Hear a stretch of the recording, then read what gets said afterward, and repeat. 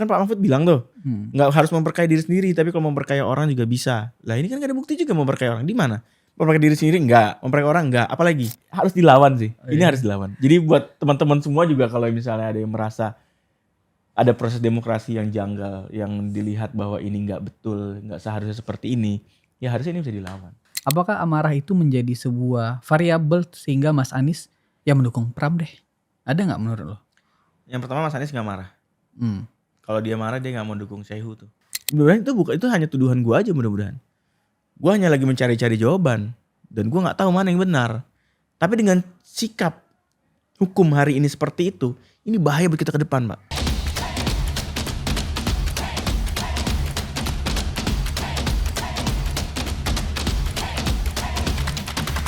Oke, halo pemirsa Retorika Show. Hari ini gue bersama Bang Usama Abdul Aziz.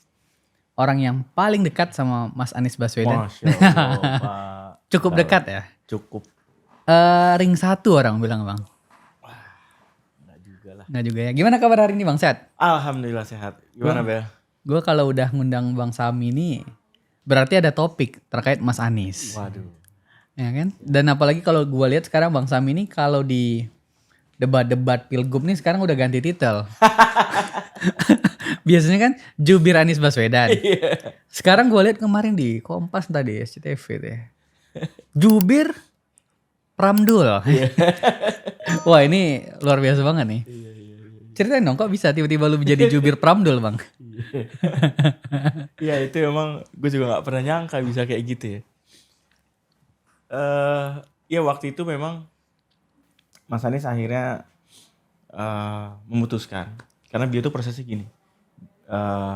Kita ada menunggu proses sidang di MK waktu itu lagi berjalan. Soal adanya kota kosong. Nah akhirnya begitu kita tunggu.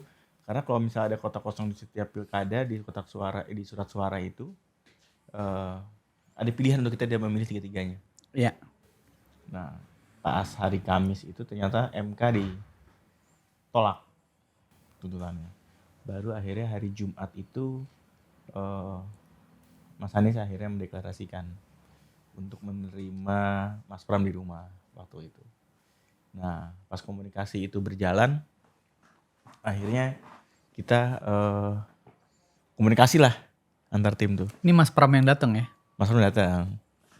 Ini komunikasi antar tim terus akhirnya gue dihubungin sama Bang Ciko Hakim. Dihubungin belum pernah telepon-teleponan sebelumnya. Iya karena kan Nggak musuh terlalu ini. kenal. Karena kan dulu Pilpres musuh banget ya. Gak punya nomornya belum pernah WhatsAppan juga tuh ditelepon kan. Telepon terus Sam nih ada permintaan begini. Ya akhirnya karena memang udah arahnya ke sana juga ya. Terus gue juga memang dari kemarin sudah melihat kedua belah calon ini, ketiga lah ya. Tiga belah calon ini memang yang lebih bisa diterima oleh akal dan pikiran gue ya memang Mas Pram pada saat itu. Cuma kita belum berani terbuka. Nah begitu Mas Anies sudah menyatakan diri ya udah.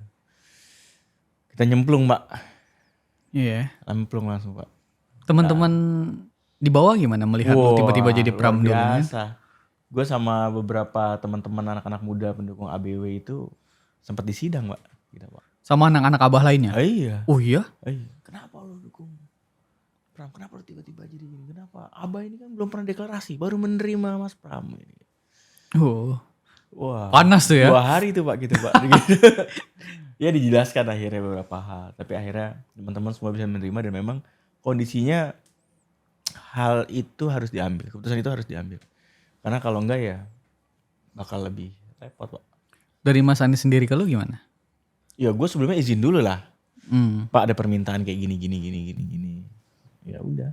Oke, bismillah. Jalan. Gue juga ini pengalaman pertama gue yang paling bikin gue Ini lu kayak melompat ya dari kanan kan? Iya. Wah langsung ke kiri gitu kan? Iya. Wah ada apa nih, penyakit apa ini? Tapi sebenarnya nggak terlalu kiri juga karena memang sebenarnya banyak kesamaan Pak. Bukan dari kanan ke kiri sebenarnya. Ya apa yang dibawa sama Mas Pram itu visi misinya itu 70% sama kayak Mas Anies. Bisa kalau gue perhatikan ya 70% itu sama kayak Mas Anies. Dan narasinya dan titik temunya antar dia berdua ini sebenarnya banyak sekali. Jadi akhirnya saat gue menjelaskan program-programnya Mas Pram juga dan kenapa orang harus memilih Mas Pram ya nggak sulit bagi gue karena banyak hal yang memang mau dilanjutkan sama Mas Pram di program-program Mas Anies kemarin. Oke. 70% ya mirip ya visinya ya. Banyak kemiripan sekali. Sama Ridwan Kamil berapa? 80%. Wah. Ini pertanyaan gue selanjutnya nih. Jelas kalau JIS itu Pak Ridwan Kamil pernah bilang akan membangun stadion baru karena JIS katanya aksesnya susah. Kalau Mas Pram itu mau bikin aksesnya dipermudah sesuai dengan rencana plannya. Kan kita punya fase 1 pembangunan JIS, fase 2 pembangunan JIS. Fase 1 selesai itu bangunan, fase 2 itu transportasi menuju ke sana. Ada stasiun rel kereta apinya, ada KRL-nya di situ kita bangun, ada LRT yang harusnya tadinya fase 2 itu harusnya ke JIS sekarang sebenarnya udah dibelokin ke sana. Nah, itu semua dilanjutkan sama Mas Pram. Jadi nggak bikin stadion baru, itu yang pertama. Yang kedua, belum pernah ada pembicaraan pada saat itu antara Pak Ridwan Kamil soal Kampung Bayam. Mas Pram datang langsung hadir ke sana. Dan nggak pernah juga bicara soal bagaimana terus mengintegrasikan dan menambah transportasi publik di Jakarta. Mas Pram bicara itu duluan gitu. Banyak sekali kecocokan-kecocokan yang terjadi di situ, Pak. Dan banyak sekali yang memang tidak dilanjutkan oleh Pak RK pada saat itu. Termasuk yang remeh misalnya orang banyak yang bilang remeh ya Plus Jakarta. Plus Jakarta Mas Pram langsung mengundang siap untuk melanjutkan Plus Jakarta. Kota kolaborasi. Iya. Sekarang gaya lu pun udah gaya jubir Pramdul gue liat nih kan. Gitu ya, udah berubah ya. Udah bicara tentang visi misi ini aja kan. Mantap. Iya, settingannya udah agak berubah. Tapi tetap lah. Ada sesuai dengan tetap itu gak bakal berubah. Oke, mantap. Apa ya gue mau nanya tuh. Mas Ridwan Kamil dan Mas Suswono itu kalau kemarin gue lihat kan Mas Pram dan Mas Dul ini datang dong ke tempatnya Mas Anies. Iya. Ada momen gak sih yang lu tangkap atau pernah gak sih Ridwan Kamil dan Suswono itu juga datang ke tempat Mas Anies? Kan biasanya orang datang gak terekspos. Ada gak sih mereka momen datang cuman gak terekspos? Gue gak tahu tuh. Wah, ngaku dong. Gak tahu. Masa Pak Suswono PKS gak datang tempat Mas Anies? Gue gak tahu. Yang pasti kalau gue Cagup Jabar ya Pak Saihu udah hadir. Wah. Iya ya. Karena sohib dekat waktu pilpres ya. Iya.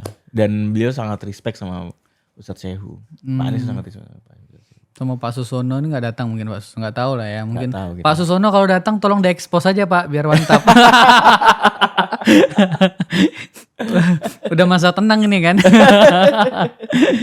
Yang gue tahu Pak Suswono kan hadir ke itu Mekah kan. Iya. Temu Habib Rizik kan. Iya, temu Habib Rizik Kalau ini kan. Pak Anies sih gue gak tahu. Mantan bestinya Mas Anies juga sebenarnya kan. Iya. Ini gue jadinya melihatnya apa ya? Agak aneh atau lu merasa nggak sih Bang? Banget sih. Kayak kok seorang Anies Baswedan yang dalam top of mind gue nih ya, sangat dulu dekat sama Habib Rizik gitu kan, dekat sama teman-teman yang sangat konservatif gitu ya. Anak abah nih kan solid juga nih kan. Kemudian dalam bayangan banyak orang gitu ya, wah ini PKS banget gitu kan, karena soliditasnya tuh di PKS banget. Kemudian dia pindah ke Mas Pram nih kan, tiba-tiba di Twitter juga rame tuh kayak anak abah dukung Pram, anak abah dukung Pram. Nah anak abah ini kebagi lagi gak sih sebenarnya? Anak abah ini kan apa ya? Gue gak tahu ini komunitas atau apa sih? Lah itu kan sebutan aja. Sebutan aja kan? Iya, istilah untuk para. Tapi yang lu ketahui pecah gak sih anak abah ini? Kalau feeling gue sih pecah ya. Pecah itu dalam artian ada yang ke Mas Anies mengikuti arah ke Pramdul, lu bagian dari anak abah yang ke Pramdul gitu. Ada gak anak abah yang mengikuti apa ya? Ya Ridho misalnya gitu. Ada gak sih? Itu gak bisa dibilang pecah sih. Karena kalau udah bicara soal mereka tentang Anies Baswedan semua pasti iya. Oh, iya. Iya dong. Karena namanya anak abah. Tapi kalau udah bicara soal Pilkada DKI Jakarta itu kan hak masing-masing. Mereka punya pandangan masing-masing. Jadi juga nggak ada juga paksaan untuk semua anak abah harus ke perang, nggak juga. Ini kan demokrasi. Kita mau ya kayak gue kemarin di Barat dan lain-lain itu kan pengen mengembalikan demokrasi kepada kitohnya gitu. Demokrasi itu ya bebas, nggak ada paksaan. Jadi ya itu Mas Anies banget, Mas Anies itu demokratis banget. Jadi silahkan aja. Gue juga dulu waktu Pilpres 2014 gue bilang sama Mas Anies, Mas saya nggak bisa dukung Jokowi, saya dukungnya Prabowo. Mas Anies oke, silahkan aja. Dia tuh demokratis. Jadi kalau sekarang misalnya ada yang mau tetap Mas Anies dukungnya Prabowo terus ada yang mau dukung RK ya silahkan aja. nggak ada masalah. Jadi nggak bisa dibilang pecah sih. Kalau pecah itu Mas Aniesnya maju, terus yang lain ada anak abah yang nggak dukung Mas Anies, itu baru pecah. Tapi kalau soal pilkada ini sih Ini fine-fine hak aja mereka sih. masing-masing Hak ya. masing-masing. Cuma kan memang catatannya adalah bahwa alasan mendukung Pram ini jelas bahwa memang apa yang sudah dilakukan oleh paslon di RK ini gue bilang aja bahwa ini adalah pasangan yang lahir dari hasil kemufakatan jahat demokrasi, Pak. Kenapa lu bilang jahat, Pak? Loh, lu ingat gak waktu kemarin waktu pendaftaran pilkada? Hmm. PKS, Nasdem, PKB sudah mendukung Mas Anies. Udah siap mau berangkat nih, Pak. Pak Sohibul Iman udah oke. Mas Anies juga sudah oke dengan Pak Sohibul Iman pada saat itu. Tapi akhirnya di ujung tiba-tiba ada perubahan tuh. Yang buat sakit hati ini ya. Nah, ini kemufakan jahat, Pak. Disiapkanlah satu juga calon. Muncul lah itu. Dan akhirnya mau jalan nih dua paslon ini kan. Nah, akhirnya apa yang akhirnya ditinggalkan, Pak? Yang ditinggalkan adalah Anies Baswedan dan PDIP. PDIP gak punya ditemenin, gak diajak ke Kim Plus, dan emang gak mau juga. Dan Anies Baswedan ya dibuang gitu aja sama mereka. Padahal aspirasi publik tertinggi pada itu Anies Baswedan. Iya, gue lihat itu. Nah iya, dan itu kan ditangkap juga sama PKB. PKB udah duluan, Nasdem juga udah duluan, PKS duluan. Tiba-tiba semuanya harus dipaksa tuh bilang. Ada yang ditawari dengan ancaman, ada yang diajak dengan bujukan. Dan itu perbuatan jahat itu. Nah, hal itu dilakukan memang untuk memperkuat gerbong, salah satu gerbong.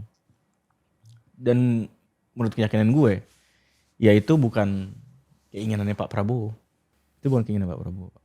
Keinginan siapa menurut Beliau lu itu nih? orang patriot dan mungkin akan melepas itu aja. Tapi ada satu Nggak di kekuatan level di Pak belakang. Prabowo lah mikirin gini. Nggak di level Pak Prabowo. Dan Prabowo juga nggak mau hal-hal seperti itu. Dia pasti akan melepas aja tuh kayak gitu-gitu. Ya, Pak Prabowo ini kan politik luar negeri gitu lah hobinya ya. Iya. Dan ya cukup fair lah. Cuman ada kekuatan jahat yang memang menginginkan itu semua terjadi di bawahnya dia gitu. Sesuai dengan apa yang diinginkan. Lu bilang tadi ditinggal lah Pak Anies ini oleh PKB, Nasdem, Demokrat. Jadi seolah-olah yang pada akhirnya kemufakatan jahat ini tidak mendukung Mas Anies gitu ya. Ada variabel itu nggak pada akhirnya Mas Anies mendukung Pram? Selain visi yang lu bilang, itu masuk nggak dalam variabel kenapa dia mendukung Pram? Karena ada rasa kecewa itu dan kayaknya marah aja. Mas Anies, ya pada akhirnya Mas Anies juga manusia punya amarah gitu. Apakah amarah itu menjadi sebuah variabel sehingga Mas Anies ya mendukung Pram deh? Ada nggak menurut lo? Yang pertama Mas Anies gak marah. Kalau dia marah dia gak mau dukung Sehu tuh. Ustadz Sehu di Jabar. Karena ya PKS kan menarik dukungan. Jadi itu gak marah. Tapi memang. Dan jangan dia suka Syaihu karena personal ya bukan karena partainya. Ya iya, tapi harusnya kalau misalnya gak suka karena personalnya ya harusnya karena ada partai di belakangnya harus juga jadi alasan. Tapi kan enggak. Dia bisa nerima itu semua kan. Dan malah ada beberapa juga gubernur di luar yang dia 3 posting itu. Ya dia dukung juga. Dari asal dari PKS gitu. Jadi dia tuh selesai lah dengan itu. Kalau kenapa akhirnya ada alasan yang lu bilang, ada gak alasan? Ada gak variabel itu? Menurut gue ada. Karena dia gak mau jadi bagian dari orang yang mendukung kemufakatan jahat politik seperti itu, Pak. Gak boleh jadi bagian dari itu, Pak. Itu terlarang sekali, Pak. Lu kalau misalnya itu lu dukung, atau salah satu dari kita dukung hal seperti itu, ke depan akan terjadi lagi. Mungkin hari ini korbannya adalah PDI dan Anies Baswedan. Bisa jadi ke depan kita, Pak, yang lain. Dan kalau ini jadi budaya, jadi kebiasaan, gawat, Bos. Gawat. Ini gak bisa dibiarkan kayak gini sih. Tapi kan kemufakatan jahat ini lahir karena Mas Anies yang ditinggalkan gitu kan. Dan PDI juga. Bukan bukan kejahatan yang terjadi oleh satu republik ini kan enggak. Ini kan hanya perspektif yang lahir karena Mas Aniesnya ditinggalkan. Enggak bisa dikatakan jahat banget dong. Mas Anies itu contoh. Satu. Itu bisa, lu tau gak? Waktu sebelum ada keputusan MK, ada berapa pilkada yang batal maju gitu ya? Bukan batal maju. Yang kemungkinan akan melawan kota kosong. Cuma calon tunggal. Oh Banten hampir tuh. Banten hampir. Airin, Mbak. Contoh, Airin. Iya, Airin tuh, Anies Baswedan oke lah, Anies Baswedan lawan politik misal. Airin tuh siapa? Kader Golkar, Pak. Bagian dari koalisi. Mau dihajar. Coba kalau misalnya PDI gak panggil Airin pada saat itu Bu Mega. Ditinggal Airin. Airin elektabilitas tinggi tuh Airin. Iya, gue tahu tuh. Nah, jadi gak bisa dibilang hanya karena Anies Baswedan. Bukan. Ini Anies Baswedan tidak pernah berpikir soal ini semata-mata tentang diri. Enggak. Ini terbukti terjadi di beberapa provinsi, di beberapa daerah, kota, madya, kabupaten. Ada 94, kalau nggak salah 94 pilkada yang akan lawan kota kosong. Alhamdulillah adanya MK bisa berkurang tuh angkanya. Walaupun nggak signifikan sebenarnya. Walaupun nggak signifikan, cukup signifikan sebenarnya sih. Kalau nggak salah berkurang sampai 30%, 30-40%. Yang akhirnya nggak melawan kota kosong. Akhirnya calon dari PDI bisa maju, dari partai lain juga bisa maju. Ya, daerah-daerah yang memang nggak dijagain sama kekuatan itu ya. Yang memang kekuatan itu lepas. Dia mungkin ngejagain di beberapa provinsi jadi concern. Salah satunya Banten itu. Sehingga akhirnya hari ini Airin bisa maju. Oke. Gitu. Dan Mas Anies masih ingat gak sih momen dia, kan kalau kita ngitung variabel politiknya kan banyak nih. Salah satunya misalnya yang dia hampir maju nih didukung PDI Perjuangan waktu dia datang gitu loh ke DPP itu. Gimana perasaan dia tuh? Maksud gue hari ini tuh dia masih ingat gak sih momen-momen dia batal jadi cagup waktu itu? Iya, ingat. Dan Mas Anies juga masih ingat pada saat dia sudah mau dideklarasikan dengan Sohibul Iman PKS dan akhirnya dibatalkan sepihak. Masih ingat juga kok. Tapi akhirnya dia tetap dukung kan? Tetap dukung PDI ini. Syaihu. Berat gak sih Mas Aniesnya lu melihat ini gak sih? Lu membaca gak sih ekspresi beliau ini kayak sebenarnya dia tuh masih gak 100%, mesti ada ragunya. Kan biasa orang tuh ada itunya loh. Kayak ada janggalnya gitu. Lu melihat Mas Anies gimana waktu mendukung Pram itu? Dia itu sudah dewasa dan sudah cukup matang dalam mengelola emosi, Pak. Jadi hal-hal emosional yang tidak produktif itu sudah ditinggalkan sama dia, Pak. Dia itu berpikirnya memang jauh ke depan. Jadi nggak mau yang apa namanya ya melankolis, baper, enggak. Udah lupa dia itu ya. Udah meninggalkan itu dia. Meninggalkan itu. Karena apa, Pak? Lu coba cek deh. Alasan Mas Anies kenapa akhirnya dia sebenarnya agak menyesal. Dia menyesal kenapa dia nggak bisa maju pada saat pilkada kemarin, karena dia nggak bisa mewujudkan janji dia kepada rakyat mesin kota. Janji-janji dia yang sudah dia buat, yang sudah dia ingin lanjutkan di Jakarta ini. Itu yang akhirnya jadi penyesalan bagi dia. Nah, hal itu akhirnya ada titik temu, Pak. Dengan PDI, Mas Pram. PDI ini kan partai wong cilik gitu kan. Dan dia ini kan selalu bicaranya soal sama, rakyat miskin gitu. Titik temunya di situ tuh. Antara Mas Anies dengan Mas Pram. Bagaimana dia mau mendorong itu gitu. Bagaimana dia mau bikin rakyat miskin ini bisa terangkat harkat dan martabatnya, perekonomiannya, kehidupannya diberikan yang layak. Ya lihat sendiri kan, PJ Gubernur DKI Jakarta kemarin itu bagaimana memperlakukan warga Kampung Bayam. Udah dibikinin sama Mas Anies, udah dibangun yang bagus, tapi akhirnya dicabut dari tempat asalnya dan dari harusnya dia ada di sana gitu. Dan itu mau dikembalikan sama Mas Pram. Itu tujuan Mas Anies. Jadi ada ketidaksamaan memang, Pak. Dan banyak kesamaan dengan Mas Pram. Dan itu titik temunya antara Anies Baswedan dan Pramono Anung dengan PDI-nya adalah rakyat miskin, Pak. Oke. Dan apa ya? Karena fenomena Mas Anies mendukung Mas Pram ini kan ada efek domino nih gue bilang nih kan. Tiba-tiba Pak Jokowi turun ke Jakarta bersama Ridwan Kamil. Pak Prabowo buat video juga mendukung beberapa calon. Dengan wajah yang agak kurang rileks gitu ya. Gue gak akan komentar rileks. Gue sih ngeliatnya komentarnya kurang rileks gitu loh. Kayak semacam ada apa gitu. Pak Ahok turun juga mendukung Pram gitu ya. Kan tadi lu bilang tuh Mas Anies berpikir jauh. Dan yang lagi rame itu di obrolan politik elit ini kan. Kekhawatirannya adalah ini kalau Anies beneran dukung Pram, bisa jadi PDI dukung Anies nih Pilpres 2029 nih. Kan itu pertanyaan besar tuh. Ini konspiratif memang. Pikirannya konspiratif karena belum ada faktanya. Tapi arahnya ke sana. Gimana lu menanggapi itu, Bang Sami? Terlalu jauh lah kalau bicara soal Pilpres 2029. Udah ganti posisi. Ganti posisi. Memang harus ganti kaki ya. Jadi terlalu jauh lah kalau udah 2029, kita fokusnya di hari ini sih. Tapi kemungkinan pasti ada. Itu selalu ada. Kan politik kan seni soal kemungkinan kan. Iya. Gue melihat Mas Anies dibanding dukung Kim Plus, didukung PDI oke juga kan gitu. Iya. Siapapun lah. Selama visinya sama ya why not kan. Jadi ya kalau misalnya dia kaitkan ke sana terlalu jauh. Tapi memang ini bicaranya soal Jakarta sih fokusnya. Jadi kalau memang ada kesamaan dengan siapapun ke depan, termasuk juga terutama dengan PDI ya, kenapa enggak? Tapi kalau antara bisa menang dan bisa jalan bareng gitu di Jakarta, kita bisa berkolaborasi, kenapa enggak? Dimulai dari mendukung Pram dulu gitu ya? Iya, bukan jadi satu awalan Kan untuk biasa jadi kalau step deal-dealan politik itu kan 2029 step enggak by sih. step by step gitu loh Bang. Iya, tapi niatnya bukan ke sana. Itu ini fokus balik lagi ke DKI, Jakarta, Pak. DKI ya. Ke Jakarta. Ada lagi pertanyaan. Anies mau gabung PDI Perjuangan gak sih? Mas Anies mau gabung sana gak sih? Sampai sekarang sih masih belum ada ya. Dia omongan tentu untuk dia belum declare. Iya. Omongan dia Nuansanya untuk ada gabung. mendekat ke merah ini gak sih? Belum terlihat ya. Belum. Sampai hari ini gue masih belum melihat. Sebagai orang dekat lu belum lihat itu ya? Masih belum melihat. Kan tiba-tiba nanti kebiasaan tiba-tiba Mas Anies hari Minggu jogging baju merah. Oh. Ya kan biasa simbol-simbol politik ini loh Pak. Belum ada arah ke sana. Iya, Atau masih fokus pakai baju oranye ini?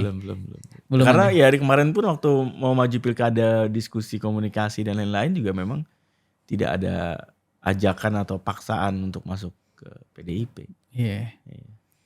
Padahal banyak yang bilang Mas Anies ini cocok masuk Gerindra kan. Iya. Manuver ini membuat orang semua bingung. Wah Mas gitu Anies ya? memilih PDI Perjuangan apa nih gitu-gitu loh. Iya. Kan Gerindra banyak tokohnya, Pak. Yang maksud gue ya kenapa nggak ke Gerindra aja gitu. Oh. Karena kan dulu sangat pernah ada sejarah didukung oleh Pak Prabowo gitu loh. Betul. Pilkada gitu kan. Betul. Jadi kalau ditanya bukti-bukti sejarah ya ada. Gerindra ada sejarah itu gitu. PDI Perjuangan nggak punya sejarah itu. Betul. Jangan hanya karena Pram dan Dul gitu loh. Gue melihat yang gambaran yang begitu loh Bang Sami. Dan fenomena selanjutnya nih, kalau Mas Anies tuh udah bergerak pasti jadinya fenomena. Dan fenomenanya itu ketika kita tahu betul lah Pak Ahok itu dan Pak Anies ini kan secara politik garisnya berbeda, DNA-nya berbeda. Grassroots-nya udah jauh banget bedanya tuh kalau dirimu perhatikan kan. Gimana tuh? Lu merasakan gak atmosfer di bawah? Lu kan sebagai orang yang di bawah nih. Anak Abah dan Ahokers tuh gimana lu melihatnya tuh? Solid atau gak solid sebenarnya barang ini? Ya kayak tadi gue bilang, gue tiba-tiba dihubungin Bang Ciko, kita ketemu, sering ngobrol, komunikasi gitu kan. Anomali juga ya? Iya, Lawan debat. Ternyata selama ini kan banyak samaan, Pak. Banyak samaan pandangan antara gue dengan Bang Ciko, antara gue dengan teman-teman PDI yang lainnya, dengan pendukung-pendukung Mas Pram. Yang mungkin kemarin suka nyerang-nyerang Mas Anies. Ketika kita komunikasi dan bicara soal visi, bicara soal tujuan Jakarta ke depan, banyak nyambungnya, Pak. Ya mungkin kemarin-kemarin itu kan ya biasa lah ya politik ya. Ada hal-hal mungkin yang memang terus didorong. Ini sama kayak PSI dukung Prabowo nih. Iya. Beginilah Anies dukung Pram gue lihat. Tiba-tiba ada kesamaan visi bos gitu bos. Kayaknya kita cocok nih gitu kan. Kan ini aja betul. Politik ini kan di situ-situ aja muter ya bang. Nanti kenapa PSI dukung Prabowo? Ada kesamaan visi. Kesamaan visi. Apa visi yang sama? Pak Prabowo sudah berubah. Oh. Jadi menurut PSI dulu Prabowo tidak betul gitu. Gua, jangan gua host di sini. Gua host. Pak Prabowo banget. Oh iya. Gua hampir tadi jadi host pakai peci gua. Oh, iya. Nyaris gua. Iya. Dan ini juga loh bang, terkait dengan mendukung Pram ini. Anies sama Ahok nggak pernah satu panggung. Apa alasannya? Lu jawab dong sebagai jubir nih. Anies sama Ahok tidak pernah satu panggung. Iya dalam mendukung Pram kan. Gua kemarin sempat lihat kok acara menyala gitu nggak ada Anies kan? Nggak. Pokoknya gua nggak pernah melihat Anies dan Ahok satu panggung dalam mendukung Pram. Ya kalau bicara soal panggung kan kemarin kampanye Akbar ada Pak Ahok ya. Ya makanya kebetulan waktu itu nggak bisa hadir aja. Jadi akhirnya nggak kan, hadir. Kalau kita baca komunikasi politiknya janganlah nanti Ahokers marah kalau anak Abah juga ikut. Begitu juga sebaliknya. Bener nggak itu? Wah nggak mikir sampai ke sana sih. Tapi yang pasti soal masalah. Tapi lu datang nggak? Kesediaan aja sih. Gue tuh mau datang Pak telat. Oh gitu. Tapi pas udah nyampe sana nggak bisa masuk Pak. Macet banget. Tapi anak-anak Mas Anies hadir kok. Oh iya. Anak-anak Mas Anies hadir. Ada Mikael, ada Kaisar. Pas mereka datang jadi Ahokers nggak tuh tetap anak Abah aja nih? Tetep lah. Tapi akhirnya kan bisa komunikasi sama teman-teman sebayanya di sana kan. Gitu. Enak lah. Lu dengar kabar nggak dari Pak Ahoknya sendiri gimana ketika Mas Anies ikut serta dalam pemenangan Mas Pram? Ada banyak pernyataan kan di publik bahwa ya dia apresiasi, dia dukung, ya bagus gitu. Ya nggak masalah. Mas Anies juga nggak ada masalah. Iya. Nggak ada masalah. Santai-santai aja Mas Anies sama Pak Ahok. Mas Anies nih lurus banget ya kalau kita lihat ya. Iya. Lurus harus untuk menuju kemenangan 2029. Arahnya ke sana juga ujung-ujungnya kan. Oke. Ya, enggak lah, tapi ya pasti dia fokus sama apa yang ada di depan. Dia masih punya beberapa hal yang harus diselesaikan di Jakarta dan itu ya memang harus dititipkan sama Mas Pram. Dan dia juga merasa ya Mas Pram bisa menjalankan itu. Mas Pram ini kan komunikator ulung, Pak. Oh ya bagus, gua akui dia bagus. Dia komunikasi kemana-mana bagus. Ridwan Kamil juga bagus. Iya. Mas Pram bagus, Ridwan Kamil bagus. Nih adu gagasan aja. Iya. Ridwan Kamil bagus ya. Bagus. Di sisi, dari kan Mas Pram kan bagian komunikasi. Iya. Tata kota arsitek kan. Oh, tata kota arsitek. Padahal kan Jakarta bukan Gua soal lanjut ke arsitektur pertanyaan selanjutnya dulu. Gua lanjut pertanyaan selanjutnya dulu nih. Memang mantap juga jubir Pramdul ini kan. Terakhir jubir Anies nih. Dia tanya kenapa ditelepon Bang Ciko kan luar biasa. Mantap Bang Ciko. Udah mantap Abang talent scouting. Ini juga Bang, ini gue akan geser sedikit dari pilkada karena lagi rame dan gue bingung juga mau nanya siapa, makanya gue undang lo.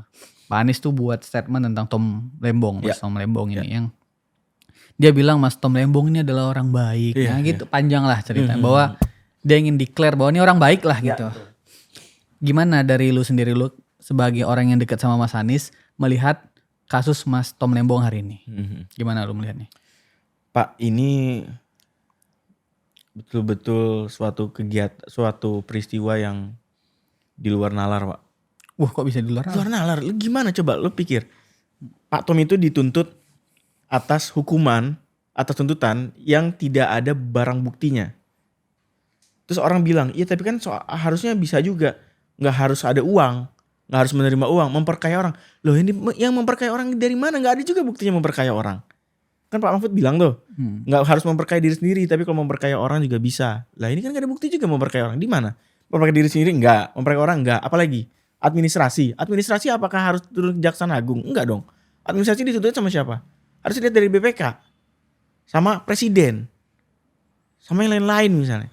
Bukan urusan di sana, Pak. Administrasi itu sudah dilihat oleh presiden. Keputusan untuk mengimpor itu ada juga minta pertimbangan dari presiden, persetujuan dari presiden. Dan itu sudah selesai. Dan kalau memang harus impor terus juga dibilang yang ketiga. Impor di saat Indonesia surplus gula. Mana buktinya? Indonesia tidak pernah surplus gula di bawah kepemimpinan Pak Jokowi pada saat itu. Gak ada, Pak. Harusnya semua menteri dong diambil. Semua menteri dipanggil dong, diperiksa dong. Semua menteri juga impor kok. Gak ada kita pernah surplus gula, Pak, pada saat masa itu.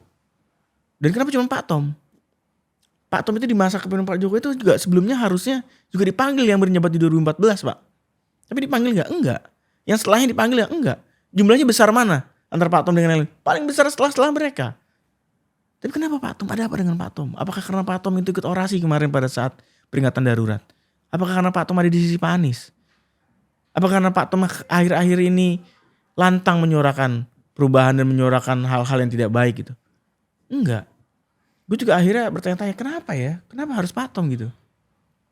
Mau memberikan peringatan untuk orang-orang lainnya kah? Yang selama ini dukung Mas Anies untuk jangan dukung Mas Anies gitu? Mudah-mudahan itu hanya tuduhan gue aja mudah-mudahan.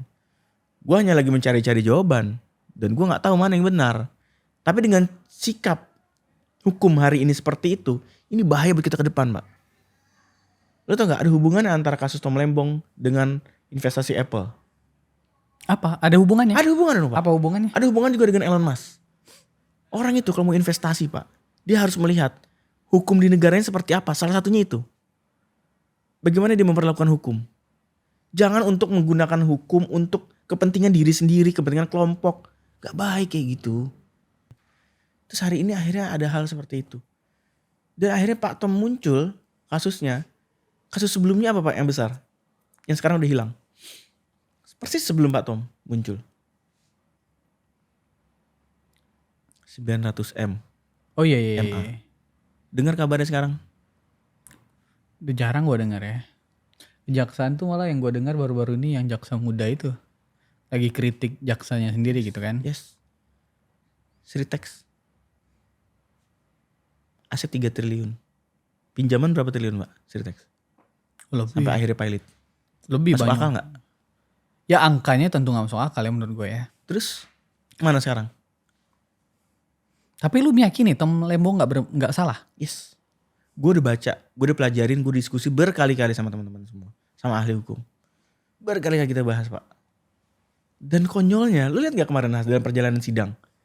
Konyol banget bos. Dipanggil akhirnya saksi ahli. 2 orang. Saksi ahli. Doktor nih, ahli hukum. Dan pada saat diserahkan saksi ahli ini tentang laporannya dia, kedua-duanya sama, Pak. Masa iya bisa kayak gitu sih? Dua saksi ahli pendapatnya sama tentang kasus ini. Bahkan titik komanya sama, Pak. Apa pendapatnya? Ya bahwa itu pelanggaran, itu ada hal-hal yang maladministrasi. Tapi kedua saksi ahli ini kalimatnya sama persis, titik koma sama persis. Terus dinyatakan katanya ada laporan BPKP. Tim ahli hukumnya Pak Tom minta dibuka. Mana coba dari kejaksaan? Laporan BPKP-nya mana? Kita punya laporan BPK. Laporan BPK itu lebih kuat, Pak, sebenarnya. Diminta nggak ada, Pak. Awalnya mau minta dibuka, nggak boleh dibuka gini. Loh, kalau kita dibuka harusnya dibuka dong. Bukti-buktinya kan ini pengadilan, sidang. Pas minta dibuka nggak ada, Pak, laporan BPKP itu bahwa ada penyelewengan. Kita punya laporan BPK dari 2014. Nggak ada ditemukan pelanggaran. Lalu ada apa di balik ini semua, Bos? Kenapa orang yang bersuara seperti itu Sempat ketemu gak sih lu? Enggak lah. Nggak boleh ditemuin kan? Gak boleh temui ya? Jenguk itu gak boleh? Yang boleh ditemui kalau nggak salah, yang setahu gue yang boleh nemuin itu keluarga sama pengacara. Dan lo tau nggak, sebelum dia masuk itu, Pak, gue lupa sekitar seminggu atau 2 minggu sebelumnya tuh kita punya forum bareng. Dia udah bilang di sana, saya tuh kemungkinan ke depan saya bisa aja dikriminalisasi, saya bisa aja dimasukin penjara, tapi saya nggak pernah takut. Saya akan terus menyuarakan kebenaran. Gue masih ada videonya, Pak. Itu kalau gue buka gempar tuh. Sebelum dia ditangkap kejaksaan ini ya. Jadi sebenarnya dia udah membaca juga. Dia sudah membaca, Pak. Jangan udah ditelepon ya kan? Atau di SMS. Dia sudah dari tanggal 8 Oktober kan dipanggil sebagai saksi. Tapi itu kan nggak pernah masalah bagi dia. Makanya dia juga nggak pernah didampingi oleh pengacara pada saat diperiksa. Karena dia merasa nggak ada masalah. Justru dia mau membantu kejaksaan. Mau bantu kejaksaan dengan menyampaikan apa yang sudah dia tahu. Dibilang memperkaya seseorang, kenapa terus ada lagi, kenapa tunjuk ke swasta? Pak, swasta itu ada rekomendasi penunjukan swasta itu dari BUMN, Pak. Salah dia di mana? Ini yang menurut gue akhirnya membuat iklim hukum Indonesia berdampak pada investasi di Indonesia, Pak. Kalau hukum kita masih dipermainkan, nggak bisa kita bisa jadi negara maju, Pak. Mas Anies gimana melihat ini? Selain kata-kata yang dia buat ya, selama perjalanan kasus Tom Lembong ini, kayaknya Mas Anies kan fokus pilkada banget. Ada atensi gak sih dari beliau? Selalu. Dia selalu update setiap sidang peradilan dan lain-lain, dia selalu monitor lah. Hasil sidangnya, kemungkinan seperti apa. Dia ngikutin sebenarnya. Dia ngikutin, dia tahu, dia mau tahu tentang hal itu semua. Dia mau tahu tentang itu semua. Tom ini sahabat lama, Pak, beliau, Pak. Puluhan tahun. Tapi ya sekarang kondisinya seperti itu. Ya mudah-mudahan masih ada lah. Gue sih optimis ya. Pra peradilan ini Pak Tom bisa menang. Karena gue gak bisa menemukan jalan bagi hakim ya untuk tetap membuat status tersangkanya Pak Tom. Kalau tetap ditersangkain gimana? Wah, itu konyol banget sih. Lu tau kan Paman Birin, OTT, Pak. Pra peradilan menang kan? OTT lo itu, OTT bukan? Siapa? Paman Birin, Gubernur Kalsel. Iya, OTT tuh ditangkap KPK itu kan. Iya. Ada barang bukti? Gua gak ngikut banget tuh. Ya kalau OTT ada barang bukti gak? Biasanya Ada kan? ada. Menang gak pra peradilan? Menang. Pak Tom, Ini ada sama, barang bukti? Ini sama kayak Pak Edi Harij gitu loh. Kan dia pakai pra peradilan juga tuh. Iya. Pak Tom ada barang bukti? Ada, Pak. Ada bukti dia nerima uang? Gak ada. Jadi menurut lu siapa lagi ngerjain dia gitu? Nah ini kan pertanyaan besar ini kan. Kalau mau dilihat, orang mungkin bakal nuduhnya ke Pak Prabowo. Salah satu yang bisa tertuduh. Tapi lu lihat, Pak Habibur Rahman, Ketua Komisi 3 sekarang ya. Dia yang pertama kali ngomong dan manggil Jaksa Agung. Ini kenapa? Tolong jelaskan. Gak ada ketidaknyamanan, ada ketidaknyamanan juga dari teman-teman Gerindra, Pak. Dan akhirnya di DPR menekan kan, Jaksa Agung pada saat dipanggil kan. Tolong ini dibuka. Menurut gue, itu bisa dianulir tuh. Kelihatannya bukan dari presiden. Bukan dari Pak Prabowo. Oh, lu meyakini itu bukan dari Pak Prabowo? Karena ya Pak Habibur Rahman sendiri concern terhadap hal itu, Pak. Sebagai Ketua Komisi 3. Dan anggota Komisi 3 yang lainnya juga kan bicara untuk menekan itu. Dan kalau menurut gue Pak Prabowo orangnya gak seperti itulah. Enggak lah. Gue bisa meyakini itu. Ini ada orang lain yang punya kepentingan di kasus-kasus yang sebelumnya memang mau ditutup. Ya pertanyaan gue kan kenapa harus Tom Lembong? Memang salahnya apa? Kan gak ada. Maksud gue salah tuh, dia bukan tipikal politisi yang sangat menyerang gitu loh. Nggak. Iya betul. Iya, kan Tapi ini akhir-akhir nggak ini dia cukup menyerang Pak. Oh, Dengan akhir-akhir. dia hadir dan orasi di peringatan darurat itu udah menjadi alarm. Mhm. Dia sudah menyalakan alarm itu sendiri. Ada yang ngeliat kali ya. Iya jelas. Ada yang jelas. Dan Mas Anies tuh bisanya cuman update aja ya. Iya update, dan dia juga melihat ini ya beberapa saran dan lain-lain juga. Ada kekhawatiran nggak Mas Anies sama dirinya sendiri? Kayaknya kalau Tom Lembong masuk, jangan-jangan saya juga bisa masuk. Yang gitu itu ada nggak sih? Kan kita pernah lihat podcast di sebelah kan, pernyataan soal rencana kriminalisasi Anies Baswedan Oh, iya. Formula E. Formula E. Gempar kan? Ya itu udah jadi makanan sehari-hari lah bagi beliau. Menurut lu kalau Tom Lembong masuk, Mas Anies bisa jadi masuk juga? Ya kalau kasusnya Tom Lembong yang nggak ada barang bukti dan lain-lain itu bisa ya, bisa jadi Mas Anies juga bisa. Karena untuk memenjarakan orang saat ini kan nggak perlu barang bukti kan? Buktinya Pak Tom itu kan Ya lagi pra-peradilan. lagi pra-peradilan. Langsung ditahan Pak. Bukan hanya jadi kasus setang, langsung diborgol, ditahan. Lu concern banget ya ngikutin Tom Lembong ini ya.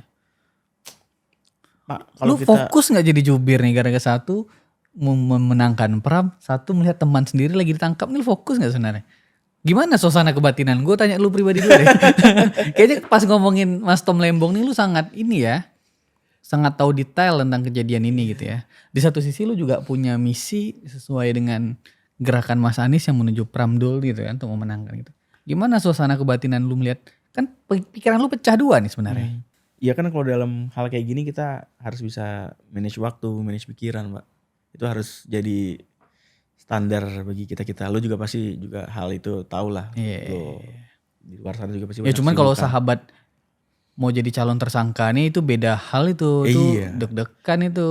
Gue merasa gue jadi anak muda yang perhatian terhadap masa depan bangsa gue, yang gue nggak mau bangsa gue terus terpuruk dengan hukumnya dipermainkan, dan akhirnya berdampak sama investasi ke depan.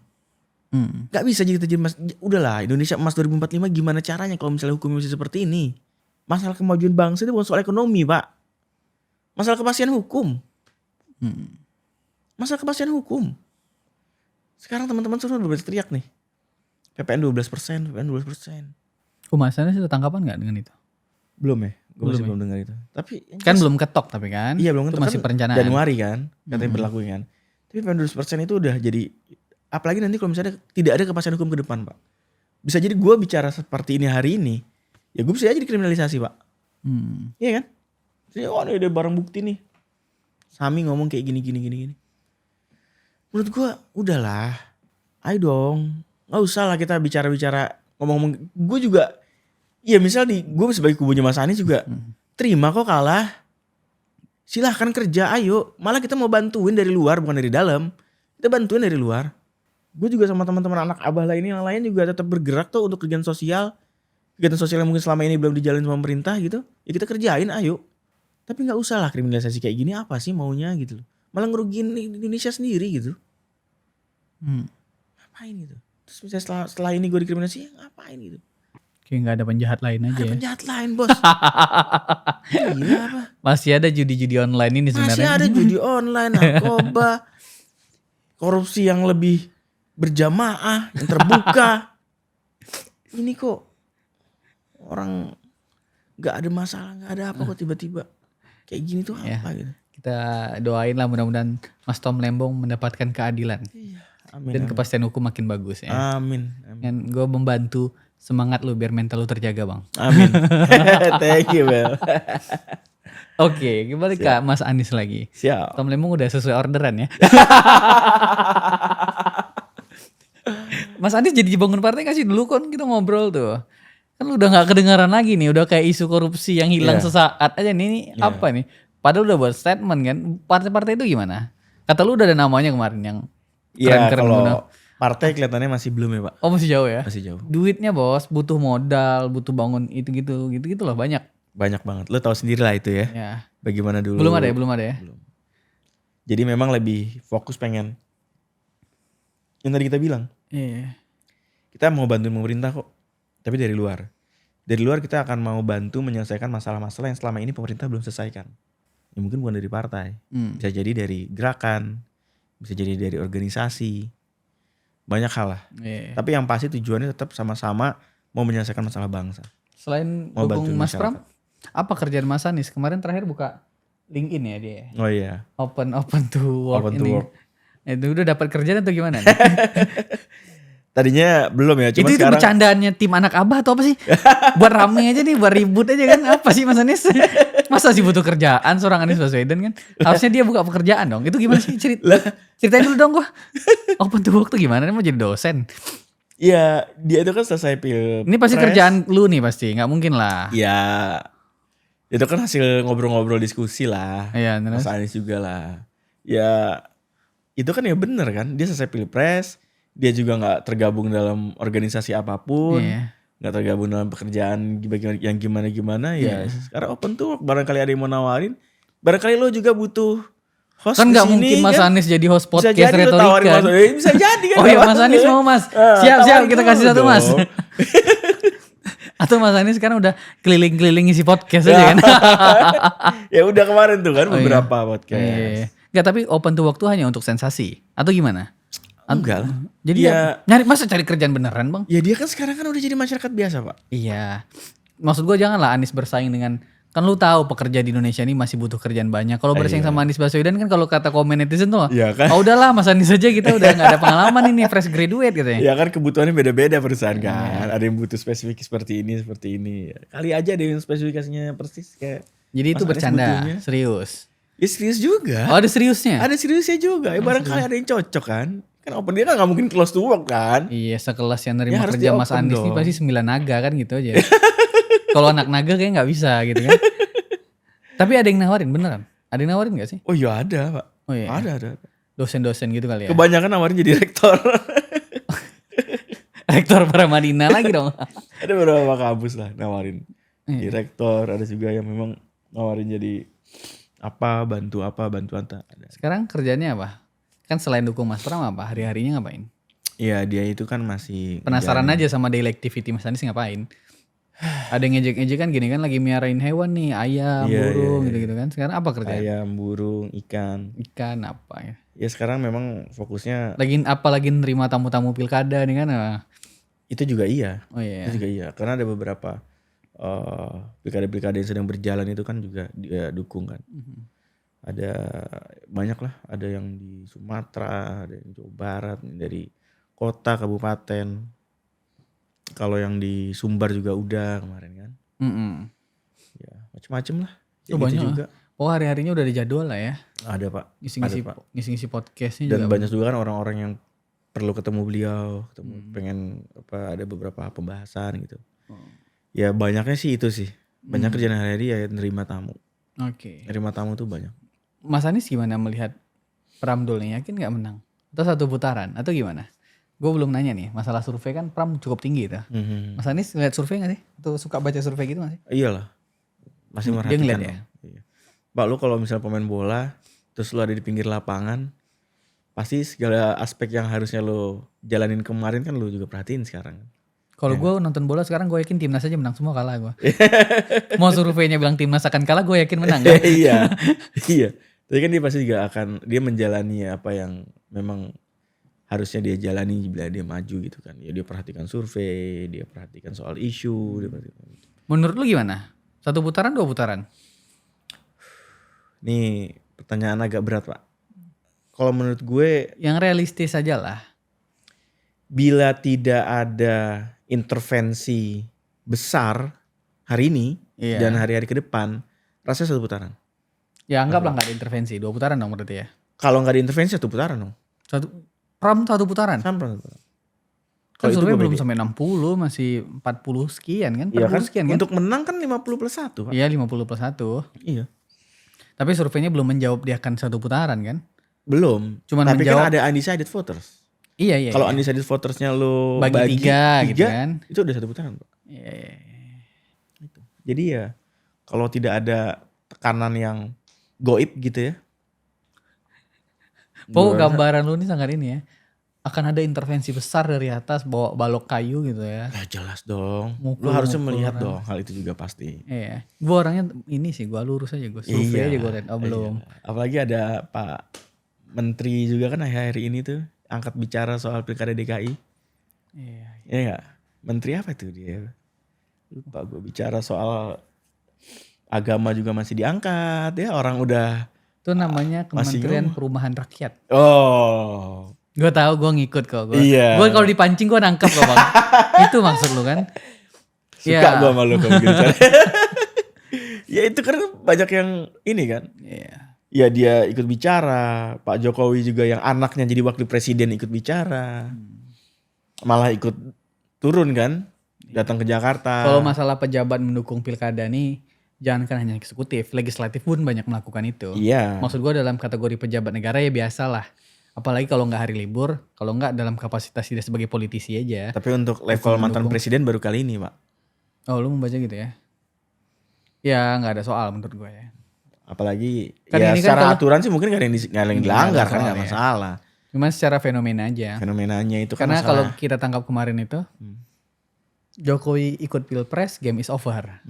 Anies Baswedan ikut pilgub, game is over. Tambah lagi Ahok, game is over. Iya kan? Iya, tapi jangan lihat Mas Ahok doang, ada Pak Fauzi Bowo, ada Pak Sutioso Iya. di belakang itu semua. Iya. Hanya yang nggak ada ya Pak Jokowi aja gitu. Dari zaman Pak Sutioso sampai Pak Anies Baswedan. Gua akan kasih pertanyaan agak mainstream nih. Apa yang paling lu nggak suka dari Pramdul dan PDI Perjuangan? Yang paling gue nggak suka, Iya, apa kritik lu terhadap paslon ini dan partainya? Nah. gue kurang berinteraksi dengan Bang Dul. Oh, oke. Tapi ya dengan Mas Pram mungkin. Yang gue Karena baru kali, baru. Dengan Mas Pram gue ya juga baru juga. Tapi ya beberapa hal gue udah melihat. Kiku nggak lu? Maksud gua kiku tuh kayak Enggak Pak. Ayan. Enggak. Enggak ya? Ngobrol sama dia tuh santai Pak. Ngobrol sama dia tuh santai. Dia tuh gak kaku orangnya. Gak kaku, orang luas banget. Luas. Ya mungkin karena itu dia akhirnya jadi seorang komunikator handal ya. Ke berbagai elemen. Ada beberapa kegiatan yang dilakukan sama relawannya gitu. Yang memang tingkat sosialnya tinggi gitu. Dia gak mau pakai itu untuk jadikan bahan kampanye. Gue bilang sayang banget ya. Sama tim PDI Perjuangan gimana lu komunikasi? Ini bukan sama Pramnya ya, bukan hanya sama Dul, tapi sama timnya PDI Perjuangan gitu. Kan agak gimana lu komunikasi sama mereka? Pasti nggak selancar itu dong. Lancar-lancar aja. Oh, iya. Gue sama ya Bang Ciko kan PDI kan.